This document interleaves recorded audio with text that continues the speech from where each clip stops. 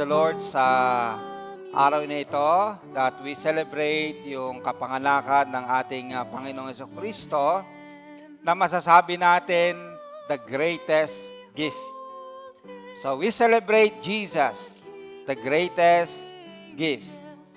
Ang dami pang mga regalo katulad ng nasa harapan, mga katulad niyan. Nung bata ako, exchange gifts sa school. May time na pag-uwi ko, ang dami kong mga gift kasi mga pinsan ko, kapatid ko, nagbigay ng mga regalo nung ako ay grade 1. At tuwang-tuwa ako, ang dami mga gift. Yung mga kaklase ko, nagtataka bakit marami kang gift, kami isa lang. Kasi exchange gift lang, kaso nga lang, mga pinsan, kapatid, nagbigay din. Nung araw, uso rin yung Christmas card. Ngayon, Christmas text na lang, Messenger, okay na, Pero nung araw, masaya yung nagbibigay, nakakatanggap din ng Christmas cards. Palagay ko, meron pa rin mga Christmas cards ngayon, Yung mga sinaunang style. Yan. Pagkatapos iipunin sa shoebox. Okay. Pag namimiss, bubuklatin, may mga cards. Last Sunday, we celebrated yung Christmas para sa mga bata dito sa church natin. At salamat sa mga gift na ating binigay sa mga bata. So, nagpakain, meron din, may mga regalo. So, we are thankful sa mga gifts na ating binibigay sa mga bata. And that is a part of our ministry na i-reach out itong mga bata sa ating church. At salamat sa lahat ng nag-participate at nag-donate para dito sa ating gawain. And the children were very happy kasi may mga gifts sila. Pero yung the best na naituro natin sa kanila, yung merong the best na regalo ng Panginoon, sino nga yun? Jesus, the greatest gift of all. Sa next na slide, makikita natin na si Matthew sa chapter 1, pinakita niya na ang gift ng Panginoon ay hindi lang something, okay, hindi lang bagay, kundi someone. Isang persona ang regalo ng ating Panginoong Diyos. Sino nga yun? Si Jesus Christ. So kung meron tayong i-celebrate about gift giving, ay itong si Jesus Christ na regalo ng Diyos para sa atin. Can you say amen to that? Okay. So of course, maraming mga some things, many things na binibigay ang Panginoon sa atin. Pero the best na kanyang binigay is someone na si Jesus Christ. Now, ang tanong natin sa message ngayon, why is Jesus the greatest gift? Una, basahin natin sabay-sabay. In Jesus, God gave us a Savior. Right? So, here, God is for us. Ang Diyos ay para sa atin kasi binigay niya ang tagapagligtas. Sino yung tagapagligtas? Si Jesus Christ. Kaya siya yung greatest gift kasi siya yung tagapagligtas natin. Sa passage na nabasa sa Matthew 1:21, basahin natin sa next slide yan. Okay? And she shall, sabay-sabay nating basahin yung verse, Matthew 1:21. And she shall bring forth a son, and thou shalt call his name Jesus, for he shall save his people from their sins. Sorry, Ang ibig sabihin ng Jesus or Jesus ay the Lord saves. Ang Panginoon ang nagliligtas. Okay, pakiulit nga yung meaning ng Jesus. The Lord saves. Pakiulit-ulit. The Lord saves. So, yung word na Jesus sa Hebrew ay ang Diyos ang nagliligtas. And God's greatest gift addresses humanity's greatest problem, which is sin or kasalanan. So itong greatest gift na si Jesus Christ, dumating siya para iligtas tayo sa ating mga kasalanan. Yun po yung sinasabi ng passage.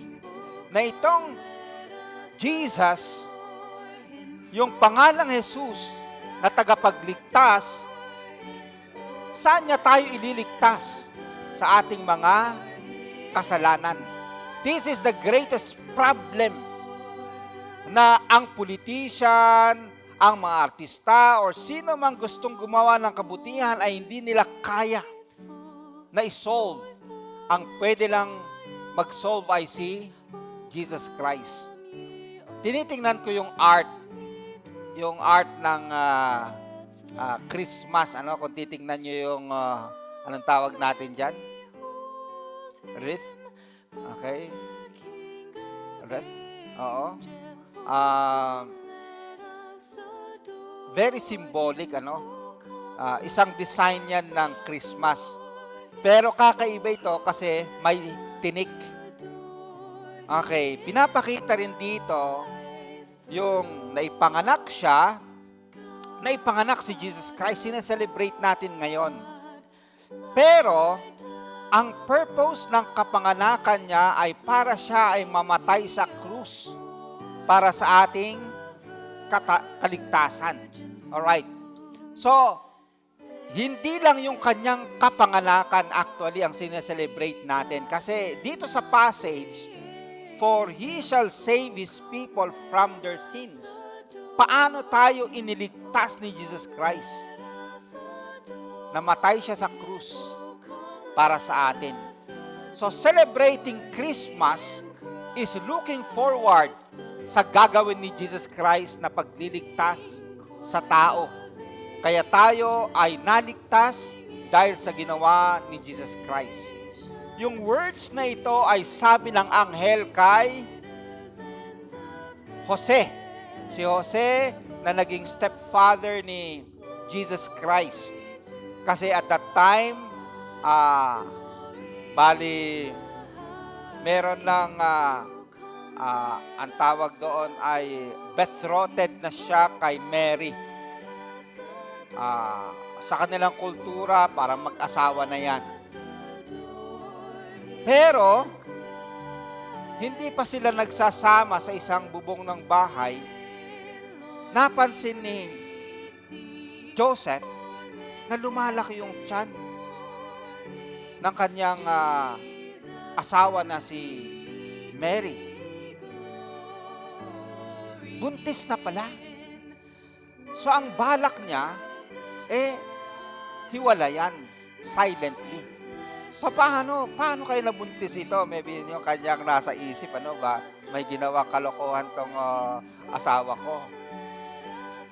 Pero nung naisip niyang hiwalayan ang kanyang asawa, nagpakita yung anghel sa panaginip kay Jose, kay Joseph. Huwag mong hiwalayan. Huwag kang matakot na mapangasawa si Mary. Kasi ang kanyang ibinubuntis ay galing sa Holy Spirit. Nabuntis si Mary by the power of the Holy Spirit.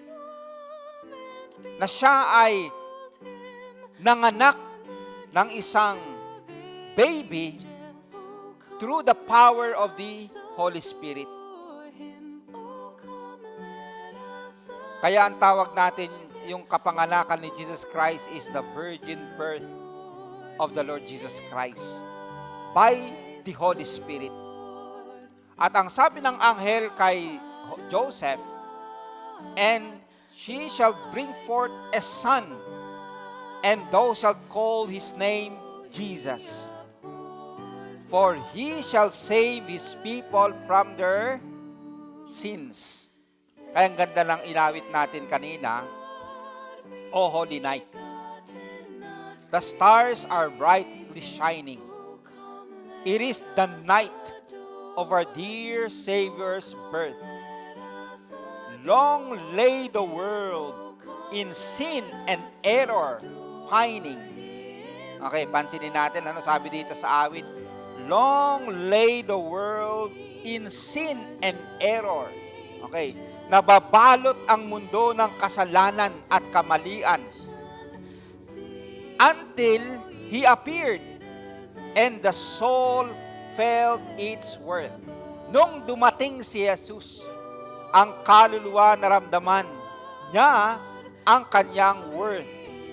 A thrill of hope, the weary world rejoices, for yonder breaks a new and glorious morning.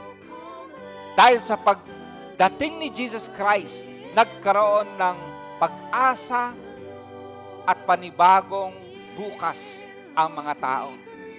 So yun po yung inawit natin kanina about the Lord Jesus Christ, na dumating siya to solve the problem of sin and error. Yun po yung ginawa ng ating tagapagligtas na si Jesus Christ. Yung sa next na slide, kung makikita natin, yan yung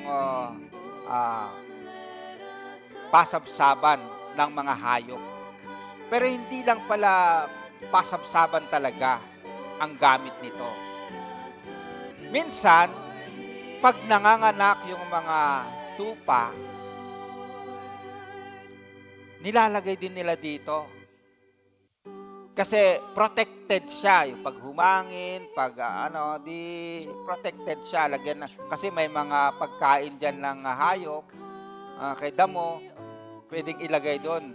Parang caution na rin. So, especially, yung mga inihahanda nila na isacrifice na tupa, nilalagay nila yan dyan.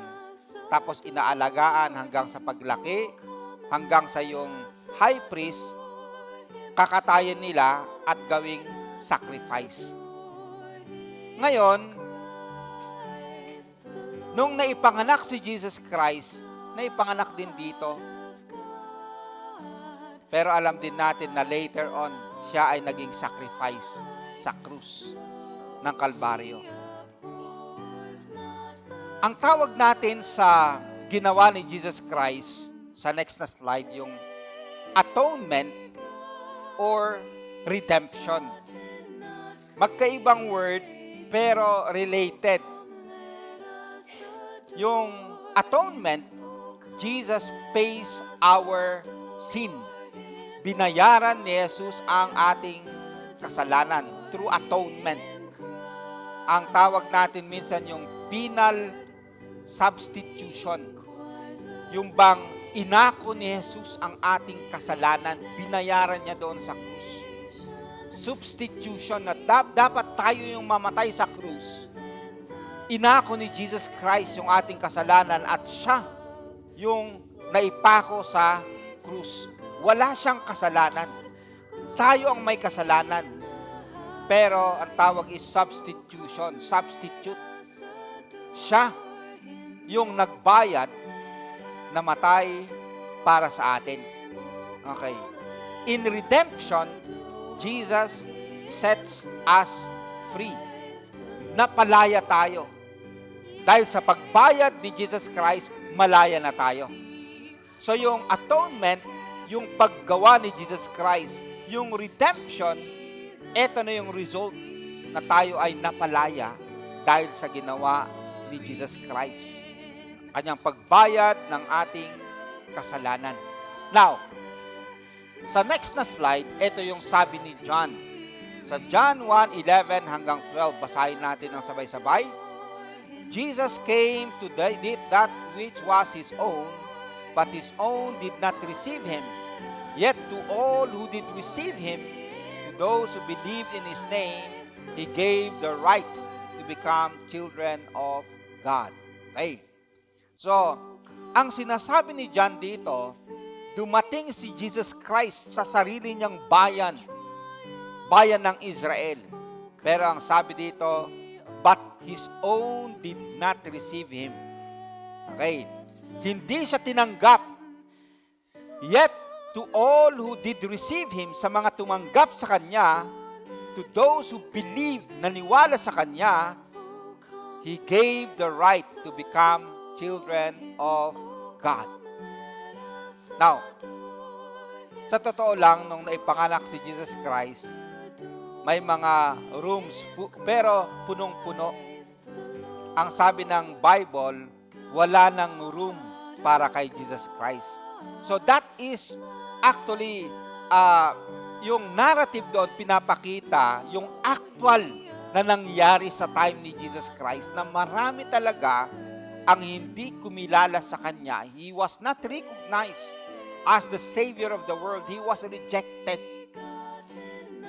Pero salamat kasi sabi dito, may mga tumanggap din. Those who receive Him, who believe in His name, meron silang, they have the right, karapatan na maging anak ng Diyos. Ganon din yung inawit natin kaninang Joy to the World, the Lord is come. Ang invitation, let earth receive her King. Earth receive her King. Kasi nga, maraming ayaw tumanggap sa Kanya bilang hari. But this is an invitation sa passage na ito at sa inaawit natin, let earth receive her King. Nawa ngayong Kapaskuhan, maraming kikilala kay Jesus bilang hari at tagapagligtas. Can we say amen to that? And then sa awit din ng Joy to the World, let every heart prepare Him room. Yung puso natin, nawa, room para kay Jesus. Of course, ang daming mga ginagawa, ang daming mga activities, may mga gawain, may mga fellowship, may mga Christmas party, may mga gift-giving, ang daming mga ginagawa ngayong Kapaskuhan. Pero meron kayang room si Jesus Christ na maisip man lang natin siya, mapasalamatan man natin siya. Let every heart prepare Him room, especially ngayong Kapaskuhan. And you say amen to that. Okay. Pangalawa po sa sagot sa tanong natin kung bakit si Jesus Christ ay the greatest gift. Basahin natin na sabay-sabay. In Jesus, God gave us His presence. God is with us. Okay? So siya yung tagapagligtas. He is for us. God is for us. Ito naman, yung presence niya. God is with us. Yun po yung message ng Kapaskuhan. Sa verse 22 hanggang 23 ng passage natin, sabay-sabay nating basahin. All this took place to fulfill what the Lord had said through the prophet. The virgin will conceive and give birth to a son, and they will call him Emmanuel, which means God with us. Ang cute ng baby, oh. Okay. So, ganyan. Mas cute pa si Jesus Christ nung naipanganak siya. Right? At sabi dito, ang pagsilang ni Jesus Christ through the virgin, ang pangalan niya ay Emmanuel. Ang ibig sabihin ng Emmanuel, God with us. Kasama natin ang Diyos. Sa time na yon, nakita natin na ang Diyos sumama sa tao. Naging tao siya. In the Old Testament, nung naglalakbay ang bayang Israel, sinasamahan din sila ng Diyos. Ang simbolo, through the pillar of clouds, then fire, pillar of fire, and clouds. Yun yung simbolo ng pagsama ng Diyos sa kanyang bayan na sila ay naglalakbay. Ngayon, nung naging tao si Jesus Christ, kasama ng katauhan si Jesus Christ sa mundong ito. Nung umalis si Jesus Christ after resurrection, sabi niya, I will send the Holy Spirit. At sasama sa inyo. Kaya mga kapatid, ang Holy Spirit ay kasama natin. The Spirit of, minsan tinatawag na the Spirit of Jesus Christ. So, God is with us. Noon hanggang sa ngayon, sinasamahan ng Diyos ang kanyang bayan, ang kanyang mga tao. Sa Old Testament, ito po yung kinote ni Matthew. Basahin natin ng sabay-sabay. Therefore, the Lord Himself will give you a sign. Behold, the virgin shall conceive and bear a son, and shall call His name Emmanuel. Sa Isaiah 7:14 ito, na magkakaroon ng giyera at natatakot yung hari. Pero sabi ng Diyos sa hari, humingi ka ng sign. Sabi ng hari, hindi po ako hihingi ng sign. Okay, sabi ng Diyos, kahit hindi ka hihingi ng sign, magbibigay ako ng sign. So, ang message at that time ay natatakot yung hari. Pero may sign ang Panginoon, yung kanyang presensya sa kanyang bayang Israel. Sila man ay natatakot, haharap sa giyera, sasamahan sila ng Panginoong Diyos. Then sa Matthew, ganon din yung sitwasyon ng mga tao at that time, nahihirapan sila dahil sa corruption ng kanilang mga kababayan, dahil sinakop sila ng Rome. Maraming nahihirapan ng mga tao in those days. Pero, ang message sa kanila, Emmanuel, God with us. Kasama natin ang Panginoong Diyos. Sa next na slide, Emmanuel shows that God did not abandon His people. Mali yung nakasulat, ano? Emmanuel shows that God did abandon. Okay, dapat did not abandon His people. Yung akala mo na ikaw ay iniwan ka ng Diyos, hindi. The message of Emmanuel means hindi tayo pinabayaan ng ating Panginoong Diyos. Can you say amen to that? May time ba na sinasabi mo na, uy, God did abandon me. Hindi ako kinilala ng Diyos. May time ba na ganun yung feeling natin? No. Kasi Emmanuel, meaning God with us, ang message, hindi tayo pinabayaan ng ating Panginoong Diyos. He is with us yesterday, today, and forever. So in Christ, God is with us in suffering and weakness, in uncertainty and fear, in everyday life and joys.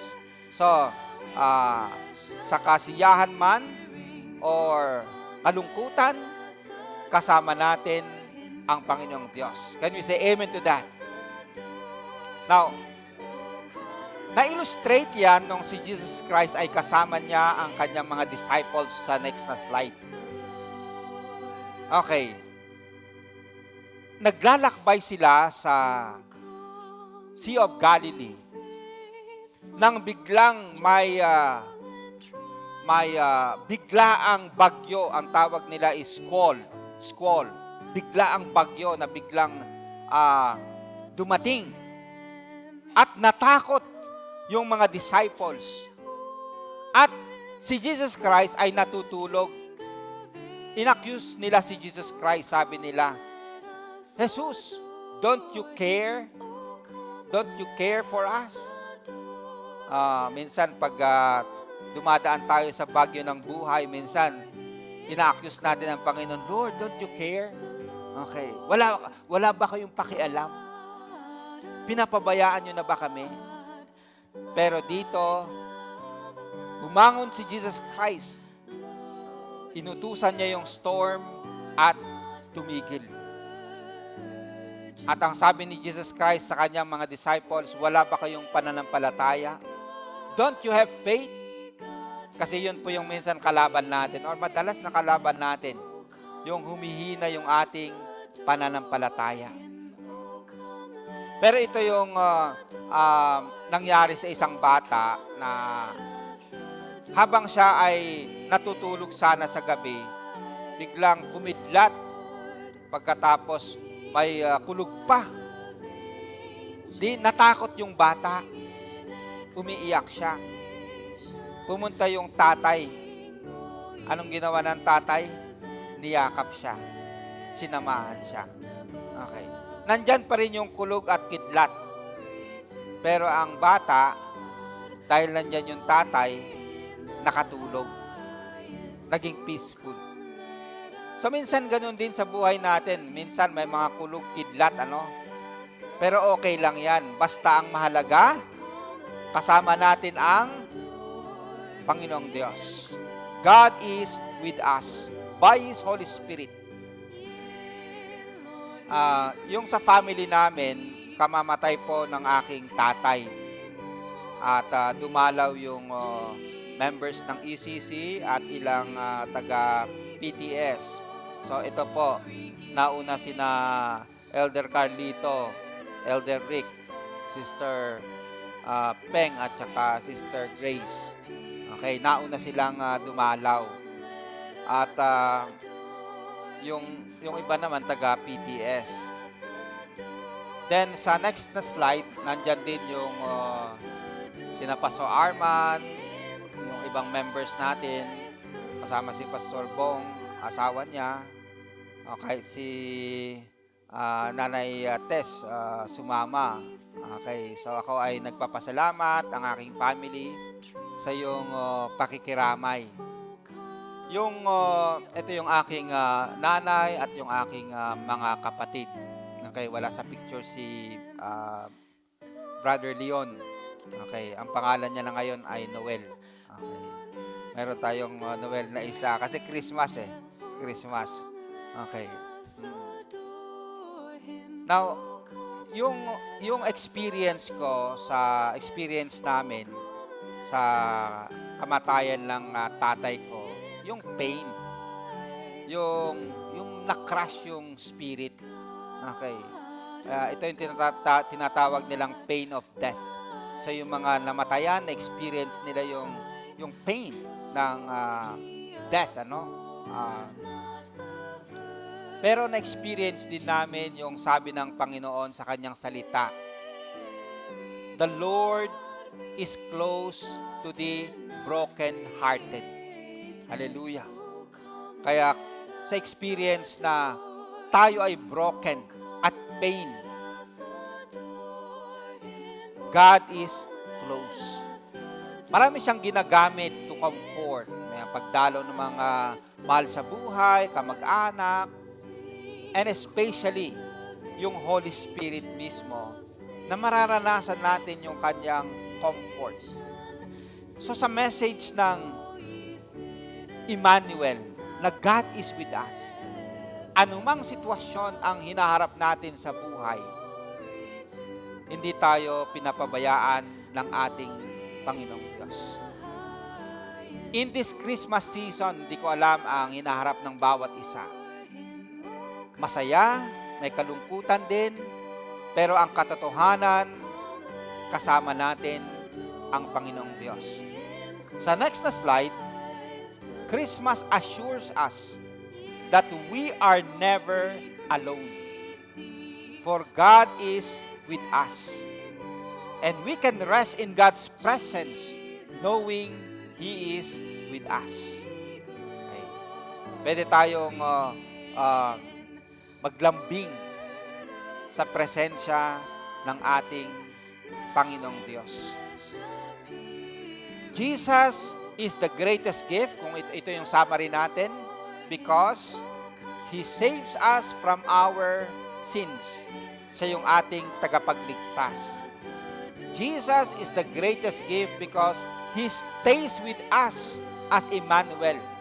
At hindi lang yung ngayon, kundi forever. Kaya uli, ang ganda ng pangalan ng ating simbahan. Emmanuel Christian Church. Emmanuel, God is with us. Kaya lagi nating iisipin, pag Emmanuel Christian Church, alam natin, na hindi tayo inaabandon ng ating Panginoong Diyos. Hindi tayo pinapabayaan. God is always with us. God did not give us temporary gift. Hindi lang temporary yung gift, but an eternal one, His Son. Yan po yung binigay ng ating Panginoong Diyos. Kaya ngayong Kapaskuhan, yung inawit natin kanina, magandang awitin natin uli, yung Tagalog, yung inawit ng mga song leaders kasama tayo. Tanging regalo sa Kapaskuhan, ang pag-ibig ni Kristo ay maramdaman. Emmanuel, Emmanuel.